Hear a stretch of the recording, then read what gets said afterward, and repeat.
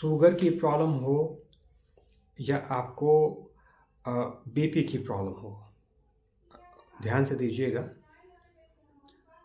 जो डायबिटीज़ के पेशेंट होते हैं और जो थायराइड के पेशेंट होते हैं, इनके अंदर एक बहुत ही बड़ी समस्या होती है जिसको बोलते हैं सेक्सुअल वीकनेस।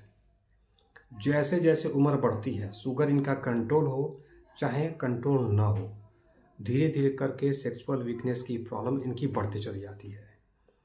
इनको नींद की प्रॉब्लम हो, चाहे आलस थकान की हो, बेचैनी की हो, घबराहट की हो या बाकी बीमारियां हो, होने के चांस बढ़ जाते हैं। क्योंकि जो ग्लूकोज का पार्टिकल इनके ब्लड के अंदर में अगर लिमिट से ऊपर होगा तो वो जितने भी नरिशमेंट वाले पार्टिकल होते हैं उनको कैप्चर करेगा, उनके पोटेंसी को बिल्कुल जीरो कर देगा और फिर आपके आर्गन तक वो सही से पहुंच नहीं पाते हैं।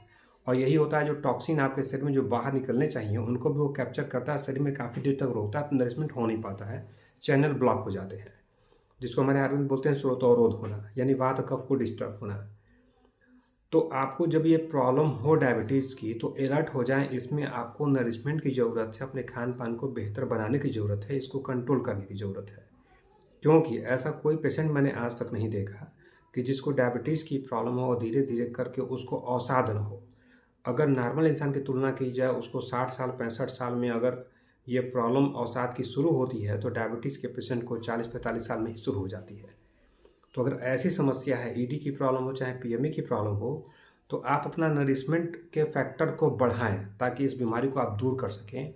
आपको अपने लाइफ स्टाइल को इस हद तक चेंज करना होगा कि आपके दिमाग के सोच से ऊपर, यानी कि जो आलस थकान आप लेकर के बैठे हुए अपने घर में कि आपको ये दिक्कत लग रही है, तो इससे आपको उठना होगा। आपको अपने सोच के पैरामीटर को बदलना होगा और इसको बदलने के लिए ऐसा कोई ज़रूरत नहीं है आपको कि बहुत ज़्यादा आपको पैसे खर्च करने हो, बहुत ज़्यादा आपको इलाज करने हो। आसान तरीके से आप इसको कंट्रोल कर सकते हैं और ईडी और पीएमए के आप ये जो प्रॉब्लम है इसको आप हटा सकते हैं। एक बात मैं आपसे और कहना चाहूँगा, ईडी और पीएमए के सिम्टम अक्सर आदमी के अंदर में 30 साल 28 साल 35 साल के आसपास ज़्यादा दिख जाते हैं, खासकर पीएमए के जो प्रॉब्लम होते हैं।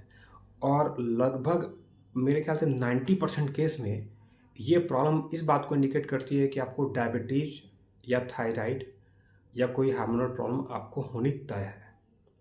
ये बिल्कुल फैक्ट है। आप अपने ऊपर लेकर के देखिए, अगर आप पेशेंट हैं तो आपके साथ में भी ऐसा हो रहा होगा।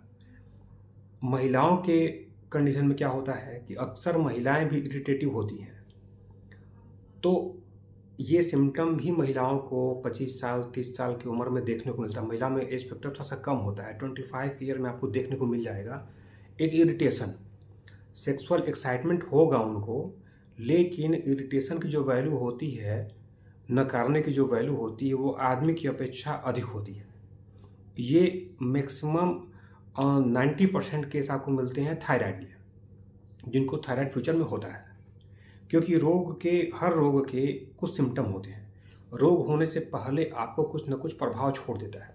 ये प्रभाव हर रोग का, कोई रोग आपको एक दिन में एक महीने में नहीं होता है। हर रोग होने से कई साल पहले आपके शरीर के अंदर में कमियां करना छोड़ देता है। धीरे धीरे आपके शरीर के अंदर में कुछ कमियां आती हैं। वहाँ पे अगर आप अलर्ट हो गए, आपकी लाइफ स्टाइल अगर अच्छी हो गई तो आपकी लाइफ सुधर गई। लेकिन वहाँ पे अगर आप अलर्ट ना होकर के इग्नोर करते चलते हैं तो आपकी दिक्कत आगे 100% जो है रोग में कन्वर्ट हो जाएगी।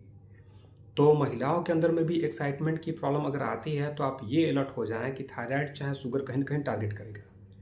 और पुरुषों के अंदर में भी अगर आता है ये आपको पीएमई चाहे ईडी की प्रॉब्लम अगर आती है तो आप मान के चलें कि थायराइड चाहे बीपी कहीं ना कहीं आपको टारगेट करेगा। या तो आपको हो चुका है या तो आप इसके पेशेंट हैं तो अवसाद का कंडीशन आपको पहले ही ला देगा। और अगर आप पेशेंट नहीं हैं तो ये बीमारी आपको फ्यूचर में आ जाएगी और बहुत जल्दी आएगी, तो कंफर्म है। तो कोशिश करें कि अपने लाइफ स्टाइल को आप इम्प्रूव करें। जो आपकी डेली लाइफ स्टाइल है उसको आपको इम्प्रूव करना होगा, अपने खान पान को आपको चेंज करना होगा, तब जा कर के आपको इस बीमारी में फ़ायदा मिलेगा। तो इसमें जितनी भी महिलाएं हैं चाहे जो पुरुष हैं, इनको इस समस्या अगर ऐसी हो रही है तो कोशिश पहले कुछ सही तरीक़ों पे करना है। जैसे जो खट्टे फल हैं इनको अवॉइड कर दीजिए बिल्कुल। जो कॉन्स्टिपेटेड फूड है आप इनको छोड़ दीजिए। दूध से बनी चीज़ों को आप कम कर दीजिए। मीठे फल को आप जम करिए। ग्रीन वेजिटेबल को जम करिए और जो आपके सलाद हैं इनको आप बढ़ा दीजिए। ठंडी चीज़ को रात में आपको नहीं लेना है, वो दोपहर में चाहे सुबह ले सकते हैं आप। अपने योगा एक्सरसाइज को बढ़ाइए, खासकर जैसे आप अपने स्कूल में पीटी वाला एक्सरसाइज देखा होगा, ये 15-20 मिनट आधा घंटा आप करिए, ज़रूरत पड़े तो आप 1 घंटा कर लीजिए, लेकिन मॉर्निंग में करिए, खाली पेट करिए। आप वॉक मत करिए, आप जॉगिंग करिए, स्लो मोशन में रनिंग करिए, ये तो फास्ट रनिंग कर लीजिए आप सुबह के टाइम पे, ये सबसे अधिक फ़ायदा करेगा।